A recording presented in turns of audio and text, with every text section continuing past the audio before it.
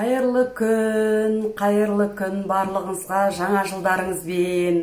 Мен алдында бір обещать еткен болатын, не сіздерге бір осы тигровый креветкинді қалай тазалаймыз, соны көрсетемін деп. Соны мен сіздерге қазір көрсетейін деп отырмын. Енді салатты да мүмкіндігінше кейін көрсете жатармын. Қазір тигровый креветки. Тигровый креветки бізде мінекей оны мұзда болады. Мұзда болған кезде мінекей тигровый креветки білесіздер ғой, алдында неше рет жасап жүрмін. Егер бұл отварить етілген болса, ол бізде королевский деп аталады. Бұл бізде тигровый креветки. Тигровый креветки қалай аршимыз мінекей.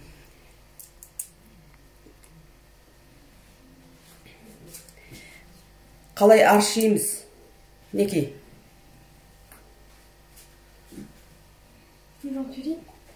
Руқланып айналдыра берсе. Мінекей. Қалай аршимыз? Мен бәрін аршып тастадым ғой, түсінікті ғой, бәрін аршып қойдым. Содан кейін мінекей бұның арқасын аршимыз. Арқасында міне мынандай ішек қарны болады. Көріп тұрсыздар ғой, мінекей мынандай ішек қарны болады міне. Осы бұл ішек қарны деп аталады. Міндетті түрде сол ішек қарынды алу керек. Кейде ол ішек қарын алдыңғы жағында да болып қалады. Сондықтан сол алдыңғы жағында да болса, оны да бір қарап қойымыз керек. Кейде жаңа ресторан болып жатса да көбісі алмай жатады, сондықтан біреуінікі алдында, біреуінікі артында болады. Міндетті түрде осыны алуымыз керек. Түсінікті ғой, мінекей мен бірен-саран қазір аршып қойдым. Сол аршығанда жаңағыдай тағы да көрсетіп жүрейін. Мынау барынша емес, осылай аршысаңыз, мына жерінен шығып тұр. Түсінікті ғой, осыны шығарып алуымыз керек біз. Егер сіз шығарып алмаған жағдайда оны қазір біз жаңағы қуырып дайындаймыз ғой, сол кезде қуырып дайындаған кезде ол жаңағы мына жерінен өзі қып-қызыл болып тұрғанда мына жерінде полоска болып, мына ішек қарны қалып қояды. Соны қалдырмауымыз керек. Бұл креветкидің аты бізде тигровый креветки деп аталады. Мінекей қарап тұрсаңыз, мінекей бұны 16-да 20 деп айтып жатады. Енді әрқайсысы әртүрлі болып келеді. Егер салатқа есептеген кезде біреулер айтады, граммен есептейміз deyip. Граммен есептейін десең, ол кезде бір салатқа бір жерде 4 штук кетуі мүмкін, бір жерде 3 штук кетуі мүмкін. Сондықтан олар әртүрлі. Сондықтан біз штучный салғанды жақсы көремін. Мен өз басым штучный салғанды жақсы көремін. Салғаннан кейін бәрі бірдей болу керек. Енді біз дастархан жайып жүргеннен кейін, мінекей көрініп тұр ғой, осындай ішек қарны шығады. Сол ішек қарынды міндетті түрде алып тастау керек. Одан кейін кеше көрсетіп жатырмын ғой сіздерге қалай маринаттау керек, оның барлығын көріп жатқан шығарсыздар, оның барлығын түсінген шығарсыздар. Бірақ именно осы жаңағы тигровый креветкиді тазалау, қалай тазалау керек, оны қалай жаңағы осындай ішек қарын алып тастау керек, мінекей барлығын алып жатырмыз. Міндетті түрде бұны алу керек. Кейде асығыстық танытып алмай қойсаңыз, ол жаңағы ұяттың барлығы сол жаңағы сіз жасаған салаттың үстінде барлығы шығып тұрады.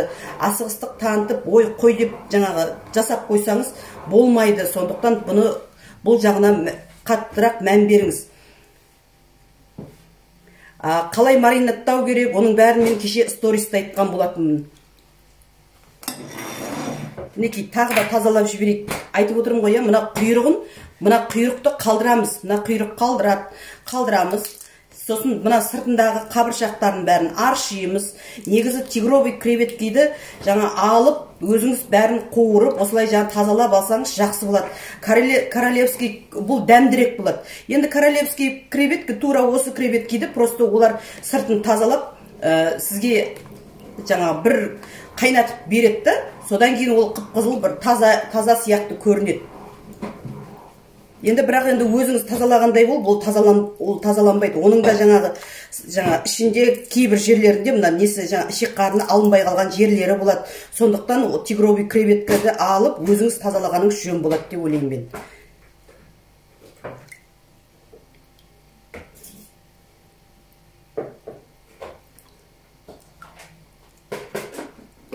Сосын мынау креветкиді тазалап болғаннан кейін қолыңызды лимонмен жақсылап сүртіп жіберсеңіз болады.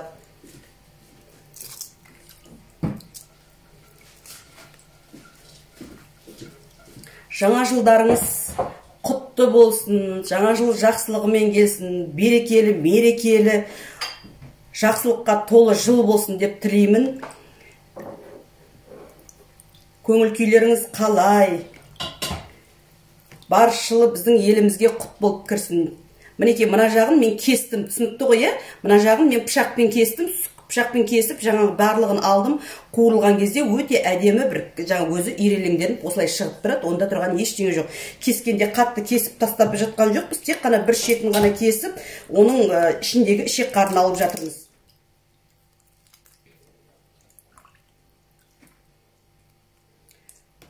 Бұл бізде тигровый креветки деп аталады. Королевский креветки дегеніміз ол жаңа өздеріңіз білесіздер. Жаңа бір қайнатылған креветкиді королевский креветки дейді. Әр креветкидің әрқайсының жаңа өзінің несі болады. Сантиметрі деген сияқты. Ол кішкентай салатный креветки дегендер бар, енді олар сәпсем кішкентай ұсақталып кетеді. Одан бер жағында тағы да креветки бар, ол пивной креветки деп аталады. Оны тек жаңа сыртын аршымай қуырып жесе, ол енді пивной креветки әдем болады енді. Ол басқа креветки, оның басымен болады, е?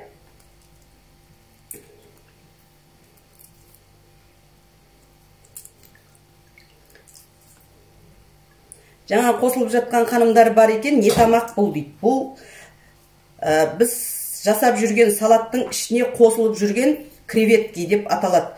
Осы креветкиді жеуін білеміз, бірақ қалай тазалауын білмейміз. Сол жайында көрсетіп жатырмын сіздерге.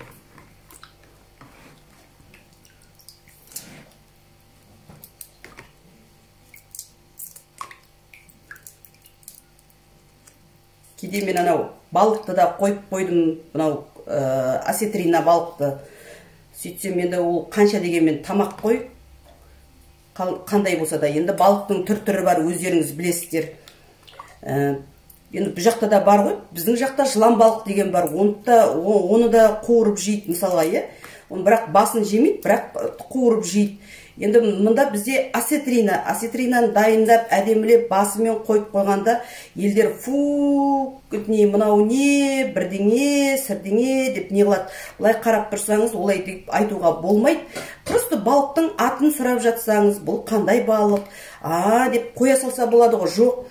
Фу, бірдеңе, сірдеңе деп. Ол балық қой, сіз басқа жерге барғанда, қонаққа барғанда да, сіз сол балықты жейсіз, бірақ басқаша. Айналып келгенде жаңа фуды өзіңіз жеп отырсыз.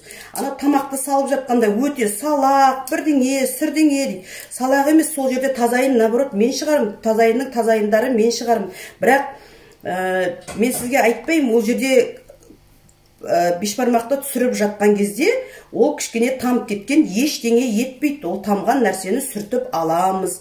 Онда тұрған ештеңе жоқ. Бірақ жаңағыдай тамаққа жаман сөздер айтқанды мен дұрыс түсінбеймін. Мінекей ханымдар, бұл бізде креветки. Қазір мен креветкиді қуырамын. Ол үшін маған не керек? Креветкиді қазір қуырамын. Ол үшін маған не керек? Лимон керек, тұз керек. Лимон, тұз және лимон сығындысы, тұз, май қажет болады, е?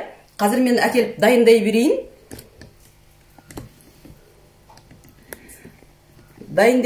Креветкидің мынау жаңағы размерін дейміз, қарап отыра тұрыңыздар.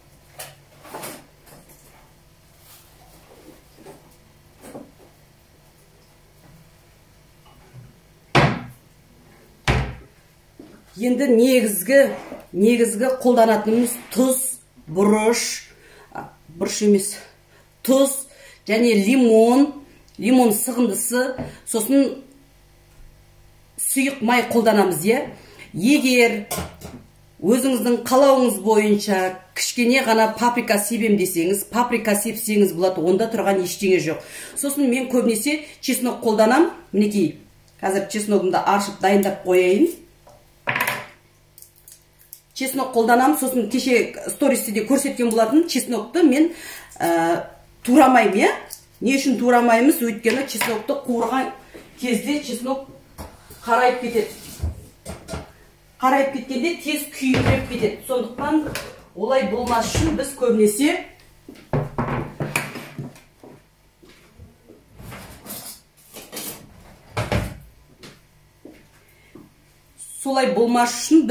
не істейміз? Чеснокты қатты, былай осылай мыжып, мінекей, чеснокты осылай қатты мыжып, мінекей, жуып дайындап қойған креветкенің ішіне саламыз.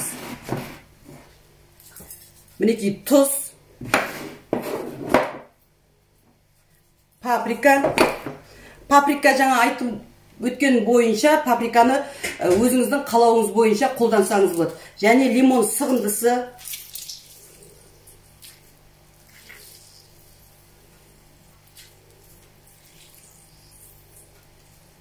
мінекей,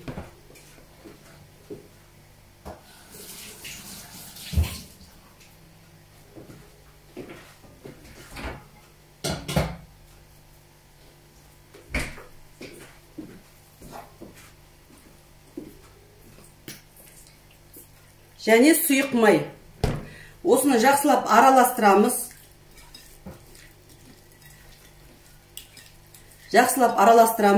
Мінекей, енді біздің тапамыз қызса, қазір дайындаймыз.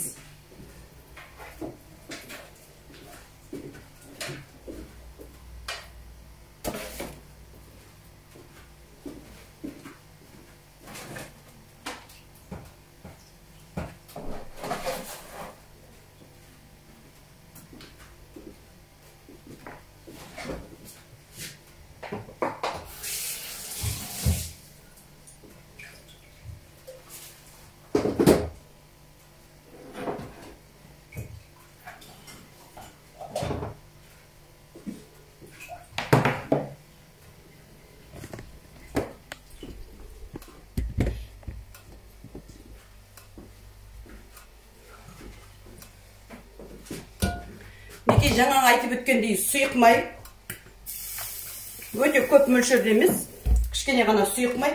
Сосын жаңа чесногымыз ұсақтап біз турамаймыз деп айттық, тек чеснокты үстінен бір пышақпен мыжып өттік. Сол осы чеснокты мінекей осылай қалдырамыз да.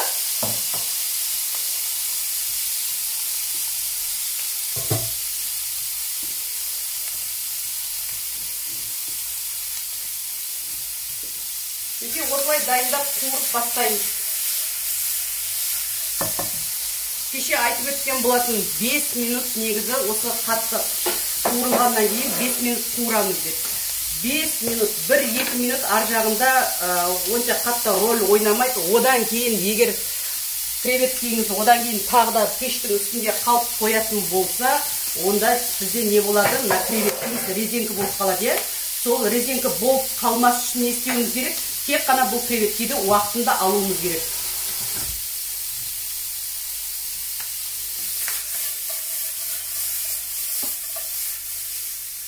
Мінекей.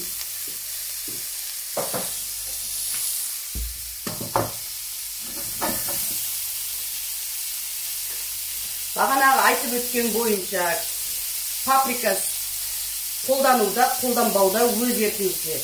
Мына жерде енді менің есептеуім бойынша 15 штук болу керек, 5 штуктан қалған кезде тарелкаге. Ал егер жаңа сіздерге айтып өткенде, егер сіздер граммен салатын болсаңыздар, онда бізде не болады? Біреуіне 4 штук, біреуіне 5 штук, біреуіне 3 штук кетіп қалуы мүмкін. Әрқайсының салмағы әртүрлі болып келеді.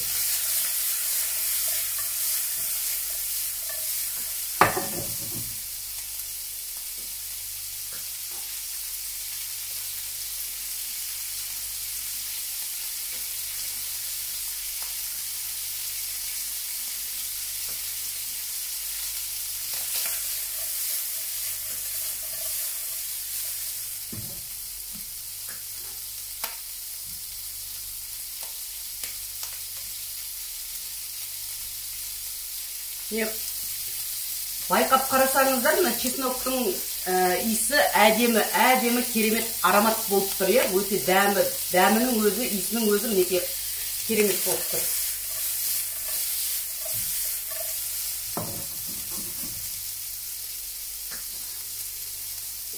Бағанағы айтып өткендей, жаңағы асылған,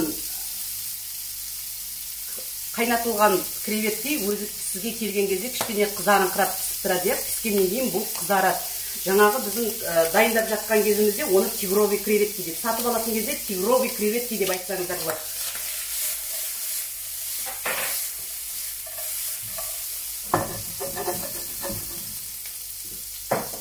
Мінекей, одан артық ұзақ ұстаудың қажеті жоқ. Өздеріңіз байқап тұрғандай, ал одан артық ұстайым десеңіздер, ол кезде бізде не болады? Мынау креветке кішкене не дейміз енді? Резинка сияқты болып қалады. Түсінікті ғой, мінекей. Бізде креветки дайын болды. Енді ары қарай салатымызды бастаймыз. Салат дайын болған кезде мен сіздерге міндетті түрде көрсететін боламын. Бізден алыстамаңыздар.